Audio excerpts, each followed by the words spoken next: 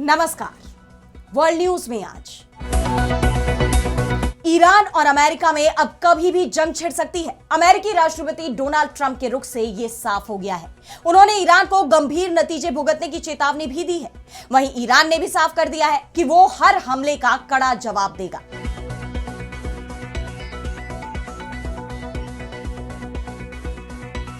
अमेरिकी राष्ट्रपति ने ईरान को 10 दिन का अल्टीमेटम तो दिया है, लेकिन जंग की तैयारियां भी बड़े पैमाने पर चल रही हैं। अमेरिका के दो युद्धपोत मिडिल ईस्ट पहुंच गए हैं। फाइटर जेट्स का जत्था भी तैनात कर दिया गया है। अब बस एक आदेश और मिडिल ईस्ट में बड़ी तबाही शुरू हो सकती है। अमेरिका की तैयारियों को देखते हुए कहा जा रहा है कि 72 घंटों में मिडिल ईस्ट में छिड़ सकती है जंग। अमेरिका ईरान पर हमला कर सकता है। तो कैसे मिडिल ईस्ट में बिगड़ते जा रहे हैं हालात, इस पर हम करेंगे विस्तार से चर्चा। लेकिन आइए जरा उन खबरों को भी देख लें जिन पर आगे होगी बात। पाकिस्तान में पूर्व पीएम इमरान की रिहाई के लिए फौज बनाएगी पीटीआई। शहबाज सरकार ने माना डील की कोशिशें हुई नाकाम। श्रीलंकाई संसद में गूंजा मुद्दा। गजा पीस बोर्ड की मीटिंग में अमेरिकी राष्ट्रपति ट्रंप का $10 अरब के फंड का ऐलान। 20,000 सैनिकों की होगी तैनाती। मलबे के ढेर में रमजान मनाने पर मजबूर गजा वासी। नेपाल में फिर जेनजी आंदोलन की आहट। अंतरिम पीएम कार्की की चेतावनी। युवा संतुष्ट नहीं हुए तो छिड़ेगा संग्राम। चुनावी तैयारियों के बीच कहा भड़क सकते हैं युवा। और चलते चलते में देखेंगे कैसे बर्फ का गोला बन गई थी धरती। वैज्ञानिकों ने ढूंढा धरती का सबसे बड़ा रहस्य। इन सभी खबरों पर हम विस्तार से करेंगे बात, लेकिन पहले एक नजर हेडलाइंस पर। अमेरिका को भरोसेमंद सहयोगी नहीं मानते कनाडाई। अमेरिकी राष्ट्रपति ट्रंप की टिप्पणियों और टैरिफ की धमकियों के बाद बढ़ा अविश्वास। पॉलिटिको और ब्रिटेन की पोलिंग फर्म पब्लिक फर्स्ट के सर्वे में खुलासा। राफेल डील के विरोधियों को फ्रांसीसी राष्ट्रपति मैक्रो का करारा जवाब। बोले समझ से परे है विरोध। भारत के साथ पनडुब्बियां भी बनाने की कही बात। बांग्लादेश में सभी वीजा सर्विस बहाल करेगा भारत। सत्ता से मोहम्मद यूनुस के विदा होते ही सुधरने लगे दोनों देशों के संबंध। दिसंबर में भारत विरोधी लहर के बीच वीजा सर्विस पर लगी थी रोक। ब्रिटेन में किंग चार्ल्स के भाई और पूर्व प्रिंस एंड्रयू 12 घंटे की पूछताछ के बाद हुए रिहा। पुलिस कस्टडी में बीता बर्थडे। एप्स्टीन फाइल्स में नाम आने के बाद सरकारी पद पर गलत व्यवहार के आरोपों में हुई पूछताछ।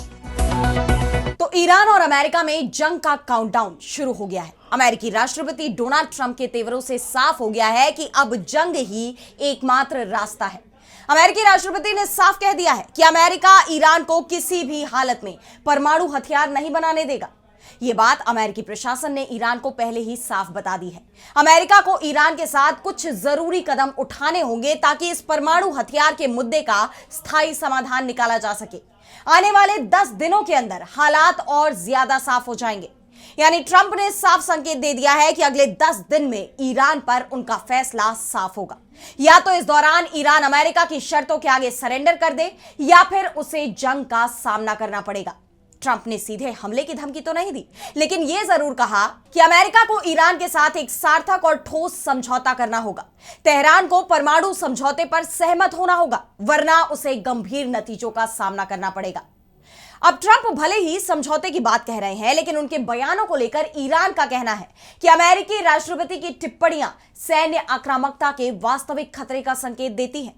इसे लेकर ईरान ने संयुक्त राष्ट्र को एक खत लिखा, जिसमें उसने किसी भी हमले की स्थिति में अपना रुख भी साफ कर दिया है। संयुक्त राष्ट्र के महासचिव एंटोनियो गुटेरेस को लिखे खत में ईरान ने कहा कि ईरान के लिए राष्ट्रपति डोनाल्ड ट्रंप की टिप्पणियां सैन्य हमले के असली खतरे की तरफ इशारा करती है। अगर तेहरान पर सैन्य हमला होता है तो वो इलाके में दुश्मन ताकतों के बेस, फैसिलिटी और संपत्तियों को निशाना बनाएगा। ईरान जंग नहीं चाहता है, लेकिन अगर सैन्य हमला होता है तो तेहरान मजबूती से जवाब देगा। दरअसल ट्रंप के ये 10 दिनों का अल्टीमेटम ऐसे वक्त में आया है जब 18 फरवरी को जेनेवा में दोनों देशों के प्रतिनिधियों की अप्रत्यक्ष रूप से बैठक हुई है और ईरान ने भी अपने परमाणु कार्यक्रम पर कैप लगाने की सहमति जताई है, लेकिन इस शर्त पर कि पहले अमेरिका और यूरोपीय देशों को उस पर लगे प्रतिबंध हटाने होंगे।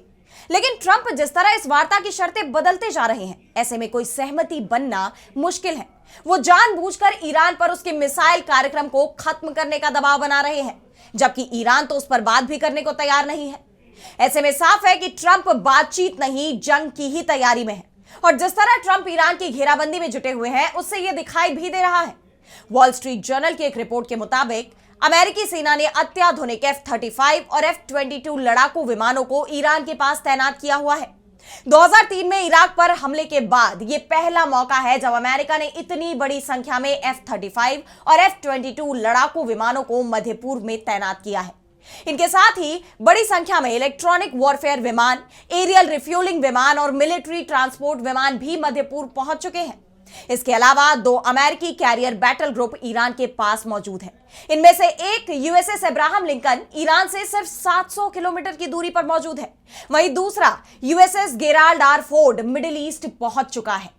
अमेरिका की इस तैयारी को देखते हुए कहा तो यह जा रहा है कि अगले 72 घंटे में मिडिल ईस्ट में बहुत कुछ हो सकता है। मीडिया रिपोर्ट्स का दावा है कि ट्रंप ईरान पर 2 फेज मिलिट्री अटैक की योजना बना रहे हैं, जिसके तहत पहले चरण में चेतावनी के तौर पर सीमित हवाई हमले किए जाएंगे और अगर ईरान फिर भी नहीं माना तो एक व्यापक युद्ध शुरू किया जाएगा। और ट्रंप का मकसद इस बार केवल ईरान के परमाणु कार्यक्रम को ही खत्म करना नहीं है, बल्कि वो ईरान के सर्वोच्च नेता आयतुल्ला अली खामेनेई की सत्ता को भी खत्म करने की कोशिश में है। ऐसे में ईरान पर अमेरिका के हमले की आशंका को देखते हुए पोलैंड के प्रधानमंत्री डोनाल्ड टस्क ने अपने नागरिकों से बड़ी अपील की है। उन्होंने चेतावनी देते हुए कहा है कि पोलिश नागरिकों को तुरंत ईरान छोड़ देना चाहिए। हालांकि इस बीच ब्रिटेन की तरफ से जरूर अमेरिका को झटका लगा है। कीयर स्टारमर सरकार ने ईरान पर संभावित हमलों के लिए ब्रिटिश वायुसेना यानी RAF के ठिकानों का इस्तेमाल करने की अमेरिका की अपील को ठुकरा दिया है। उनका कहना है कि पिछले सालों में हमने अमेरिका के ईरान पर सीधे हमलों में प्रत्यक्ष भागीदारी करने से इनकार किया है और केवल अपनी संपत्तियों और सहयोगी बलों की रक्षा तक ही अपनी भूमिका सीमित रखी है। किसी भी सैन्य कार्रवाई में भाग लेने से पहले हम अंतरराष्ट्रीय कानून और अपनी नीतियों का कठोरता से पालन करेंगे। इस तरह के हमले में भागीदारी अंतरराष्ट्रीय कानून का उल्लंघन हो सकता है। यानी ब्रिटेन ने अमेरिका को कोई भी मदद देने से इनकार कर दिया है और मिडिल ईस्ट देशों ने तो पहले ही अमेरिका को मदद देने से साफ इनकार कर दिया था, क्योंकि उन्हें भी पता है कि अगर अमेरिका ने ईरान पर हमला किया तो इस बार ईरान का पलटवार बेहद बड़ा होने वाला है, जो पूरे मिडिल ईस्ट को ही युद्ध में झोंक देगा। और यही वजह है कि इस वक्त अमेरिका और ईरान में जारी तनाव को लेकर पूरी दुनिया टेंशन में है। और अब बढ़ते हैं अगली खबर की तरफ, जहां हम बात करेंगे पाकिस्तान में जारी उथल पुथल की। तो पूर्व प्रधानमंत्री इमरान खान की रिहाई की मांग को लेकर पाकिस्तान में नहीं बल्कि अंतरराष्ट्रीय स्तर पर भी मोर्चा खुल गया है, जिससे शहबाज सरकार मुश्किलों से घिर गई है और अब इसे लेकर पाकिस्तान में आर पार की लड़ाई छिड़ती नजर आ रही है। दरअसल इमरान की पार्टी PTI पाकिस्तान सरकार के खिलाफ युवाओं की फौज तैयार करने में जुट गई है। PTI ने इमरान की रिहाई के लिए रिहाई फोर्स बनाने का ऐलान किया है, जिसमें पार्टी के अलग अलग विंग शामिल होंगे। पाकिस्तान के खैबर पख्तूनख्वा के मुख्यमंत्री सोहेल आफरीदी ने इसकी जानकारी दी और कहा कि अदालत के आदेशों का लगातार उल्लंघन हो रहा है, इसलिए अब जन आंदोलन शुरू करना जरूरी हो गया है। हमारी ये फोर्स पूरी तरह शांतिपूर्ण तरीके से काम करेगी। यानी शहबाज सरकार के लिए इमरान खान अब एक बड़ी चुनौती बन गए हैं। वो कुछ भी करके इमरान को झुका नहीं पा रही है। दरअसल सरकार की तरफ से इमरान पर दबाव बनाया जा रहा है कि इमरान समझौता कर ले और पाकिस्तान से बाहर चले जाए। और अब इसे लेकर एक बड़ा खुलासा भी सामने आया है। पाकिस्तान के प्रधानमंत्री के political affairs adviser Rana Sanaullah ने बताया कि पाकिस्तान तहरीके इंसाफ के फाउंडर इमरान खान के साथ डील करने की 2 गंभीर कोशिशें की गई, लेकिन वे फेल हो गई। पहली कोशिश गृह मंत्री मोहसिन नकवी और उस समय के खैबर पख्तूनख्वा के चीफ मिनिस्टर अली अमीन गंडापुर ने 26 नवंबर 2024 से पहले की थी और दूसरी कोशिश हाल ही में विदेश से कुछ लोगों ने की थी। इमरान खान शुरू में मान गए थे, लेकिन बाद में डील से पीछे हट गए। हम इस समस्या का राजनीतिक समाधान चाहते हैं, लेकिन खान कोई रास्ता निकालने को तैयार नहीं है। यानी पाकिस्तान की सरकार ने अब खुद ही कबूल कर लिया है कि उन्होंने इमरान के साथ समझौते की कोशिश की थी, लेकिन इस डील की शर्तें क्या थीं ये नहीं बताया। लेकिन इस बयान ने पाकिस्तान की सियासत में चल रही अंदरूनी खटपट को सबके सामने ला दिया, जिसके बाद सरकार कई सवालों से घिर गई। मामले में विवाद बढ़ता देख केंद्रीय सूचना मंत्री अताउल्लाह तारण ने इस बयान को खारिज कर दिया और कहा कि इमरान खान के साथ ना तो कोई डील हुई है और ना ही कोई नरमी बरती जा रही है। अब सरकार को बचाने के लिए जिस तरह उन्होंने इमरान के साथ सख्ती बरते जाने की बात कही है, उससे इमरान समर्थकों का गुस्सा और भड़क सकता है। पहले से ही इमरान का परिवार और उनके समर्थक ये मांग कर रहे हैं कि उनकी आंखों के इलाज के लिए उन्हें बेहतर सुविधाएं दी जाए, उन्हें उनके परिवार से मिलने दिया जाए। कुछ दिन पहले ही अंतर्राष्ट्रीय क्रिकेट कप्तानों ने एक खत लिखकर इमरान की सेहत को लेकर चिंता भी जाहिर की थी और मांग की थी कि पाकिस्तान में उनके साथ उचित कानूनी प्रक्रिया का पालन होना चाहिए। वहीं अब श्रीलंका की संसद में भी इसकी गूंज सुनाई दी। श्रीलंका की संसद में विपक्षी सांसद अजीत पी परेरा ने इमरान खान की हिरासत को लेकर मानवीय प्रस्ताव पेश किया। इसमें पाकिस्तान से स्वतंत्र मेडिकल सुविधा और राहत सुनिश्चित करने की अपील की गई। प्रस्ताव में उनके क्रिकेट योगदान का भी जिक्र है। इन हालात में शहबाज सरकार पर अंतरराष्ट्रीय दबाव भी बढ़ता नजर आ रहा है। ऐसे में देखना यह होगा कि अब सरकार इस मामले में क्या फैसला करती है। और अब अगली खबर में बात करेंगे गजा पीस बोर्ड की। तो आखिरकार अमेरिकी राष्ट्रपति डोनाल्ड ट्रंप का सपना साकार होता नजर आ रहा है और गजा पीस बोर्ड अब एक्शन में दिखाई दे रहा है। गजा में 2.5 साल के लंबे युद्ध के बाद अमेरिकी राष्ट्रपति की मध्यस्थता में इजरायल और हमास के बीच युद्ध विराम हुआ और अब इसे ही आगे बढ़ाने के लिए गजा बोर्ड ऑफ पीस की बैठक बुलाई गई। आप जानते हैं कि युद्ध विराम के दूसरे चरण के तहत गजा का पुनर्निर्माण होना है ताकि इजरायली हमलों से जो जमीन बंजर हो गई वो दोबारा रहने लायक हो जाए। रमजान के मौके पर जो तस्वीरें गजा से आ रही हैं वो बहुत परेशान करने वाली हैं। इस बार गजा में रमजान बेहद दर्दनाक माहौल में शुरू हुआ, जहां लोग टूटी मस्जिदों, गिरे गुंबदों और तिरपाल से बने अस्थायी ढांचों में नमाज अदा करने और रोजा खोलने को मजबूर है। उनके सिर पर ना कोई छत थी और ना ही खाने के लिए पर्याप्त सामान। ऐसे में इस क्षेत्र को दोबारा बसाना बहुत जरूरी हो जाता है, लेकिन ये इतना भी आसान नहीं होने वाला, क्योंकि जो इलाका पूरी तरह मलबे में तब्दील हो चुका है उसे दोबारा खड़ा करने के लिए बड़े फंड्स की जरूरत होगी। मगर गजा पीस बोर्ड की पहली बैठक के बाद यह उम्मीद जताई जा रही है कि शायद अब गजा के निवासियों को राहत मिल पाए। वॉशिंगटन में अमेरिकी राष्ट्रपति की अध्यक्षता में 20 सदस्य देशों की यह बैठक हुई, जिसमें भारत ऑब्जर्वर की भूमिका में शामिल हुआ। इस दौरान डोनाल्ड ट्रंप ने बोर्ड ऑफ पीस को $10 अरब देने की घोषणा की। वैसे तो यह रकम इस साल संयुक्त राष्ट्र को दिए जाने वाले अमेरिकी योगदान से 12 गुना ज्यादा है, जिसे लेकर कई सवाल भी उठ रहे हैं। लेकिन गजा के पुनर्विकास के लिए ये फंड बहुत जरूरी है। इनका इस्तेमाल गजा में सामुदायिक केंद्र और घर बनाने के लिए किया जाएगा। अमेरिका के अलावा 9 और देशों ने गजा के विकास के लिए $7 अरब की राशि देने की घोषणा की है।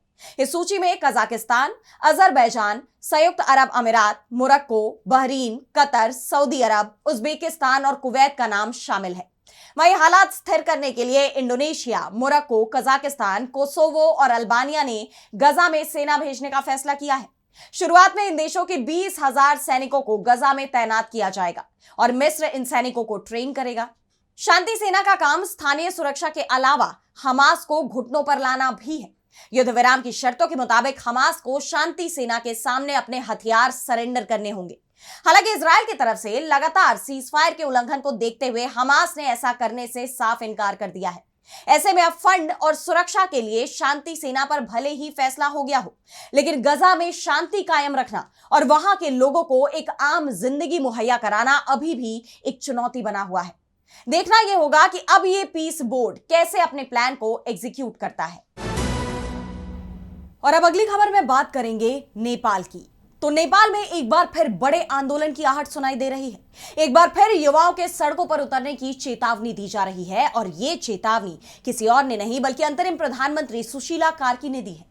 काठमांडू के नेपाली सेना पवेलियन में 76वें लोकतंत्र दिवस के मौके पर आयोजित समारोह को संबोधित करते हुए उन्होंने कहा कि अगर युवाओं की चिंताओं को दूर नहीं किया गया तो नेपाल में एक बार फिर जेन ज़ी आंदोलन भड़क सकता है। कार्की ने कहा कि लोकतंत्र केवल औपचारिक प्रक्रिया नहीं है बल्कि ठोस परिणाम देने वाली व्यवस्था होनी चाहिए। इसमें नागरिकों के अधिकारों की सुरक्षा, समान न्याय और शासकों की जवाबदेही सुनिश्चित होनी चाहिए। पिछले साल सितंबर में हुए जेन ज़ी आंदोलन का मुख्य उद्देश्य यही था कि भ्रष्टाचार, भाई भतीजावाद, भेदभाव और विशेषाधिकारों को खत्म किया जाए, देश में सुशासन, समान अवसर और निष्पक्ष न्याय स्थापित किया जाए। लेकिन अगर युवाओं के असंतोष का समाधान नहीं किया गया तो इससे एक और विद्रोह की आग भड़क सकती है। उन्होंने जोर देकर कहा कि युवाओं को कमजोर करके या उनकी आवाज दबाकर कोई भी देश आगे नहीं बढ़ सकता। जिसके बाद यह चर्चा शुरू हो गई है कि क्या नेपाल एक बार फिर अस्थिरता की तरफ बढ़ रहा है। कार्की का यह बयान ऐसे वक्त में सामने आया है जब देश में चुनाव की तैयारियां चल रही हैं। 5 मार्च को चुनाव होने हैं, जिसके लिए सभी राजनीतिक दलों की तरफ से अपनी अपनी तैयारियों को धार दिया जा रहा है। ये चुनाव सितंबर 2025 के जेन ज़ी आंदोलन के बाद हो रहे हैं, जिसने केपी ओली को इस्तीफा देने पर मजबूर कर दिया और इसने पूरी दुनिया में युवा क्रांति की एक नई मिसाल कायम कर दी। ओली सरकार का तख्ता पलट करने वाले युवा देश में नया नेतृत्व चाहते हैं, सत्ता में युवा नेता को देखना चाहते हैं। ऐसे में ये चुनाव इस बार काफी अहम माने जा रहे हैं, लेकिन अगर इस चुनाव के बाद भी युवा संतुष्ट नहीं हुए तो नेपाल में एक बार फिर आंदोलन छिड़ सकता है। पीएम कार्की के बयान के बाद इसकी आशंका और बढ़ गई है। और अब चलते चलते मैं बात करेंगे स्नोबॉल अर्थ की। तो क्या आप सोच सकते हैं कि जिस धरती पर आज हम गर्मी से इतने परेशान हो जाते हैं, वो कभी पूरी तरह से एक सफेद चमकती गेंद जैसी दिखती थी। जी हां, वैज्ञानिकों ने स्कॉटलैंड के गर्वेलाच आइलैंड पर मिले पत्थरों के जरिए एक ऐसा राज खोला है जो हमारी उत्पत्ति की कहानी ही बदल देता है। आज से करीब 71 करोड़ साल पहले हमारी धरती पर एक ऐसी कड़ाके की ठंड पड़ी कि ध्रुवों से लेकर भूमध्य रेखा यानी इक्वेटर तक सब कुछ बर्फ की चादर में लिपट गया। इसे ही वैज्ञानिक स्नोबॉल अर्थ कहते हैं। उस वक्त महाद्वीप आपस में टूट रहे थे, ज्वालामुखी फट रहे थे और लावा की चट्टानें हवा से कार्बन डाइऑक्साइड सोख रही थी। नतीजा यह हुआ कि धरती पर ठंड बढ़ गई और सब कुछ जम गया। पुराने समय में वैज्ञानिकों को लगता था कि इतनी ठंड में तो जीवन का नामो निशान मिट गया होगा, लेकिन स्कॉटलैंड के पत्थरों ने बताया कि जीवन न सिर्फ बचा रहा बल्कि इस मुसीबत ने ही उसे आज के लायक बनाया है। इसे कैम्ब्रियन धमाका भी कहा जाता है। वैज्ञानिकों का मानना है कि जब जीना मुश्किल हुआ तो छोटे छोटे जीवों और कोशिकाओं यानी सेल्स ने समझ लिया कि अकेले दम पर बचना अब मुमकिन नहीं है और उन्होंने आपस में हाथ मिला लिया, सहयोग किया और यहीं से मल्टी सेल्यूलर यानी बहुकोशिकीय जीवन की शुरुआत हुई। तो करीब 63 करोड़ साल पहले जब बर्फ पिघलनी शुरू हुई तो समुद्रों में ऑक्सीजन का स्तर बढ़ा। इस बदली हुई दुनिया में वही जीव बचे जो खुद को विकसित कर चुके थे। स्लाइम मोल्ड जैसे जीवों ने मुश्किल वक्त में साथ जुड़कर काम करना सीखा, जिससे आगे चलकर जटिल अंगों वाले जानवरों और आखिरकार हम इंसानों का रास्ता धरती पर साफ हुआ। फिलहाल आज इस वर्ल्ड न्यूज में इतना ही। देश दुनिया की तमाम बड़ी खबरों के लिए आप देखते रहिए डीबी लाइव और मुझे दीजिए इजाजत। नमस्कार।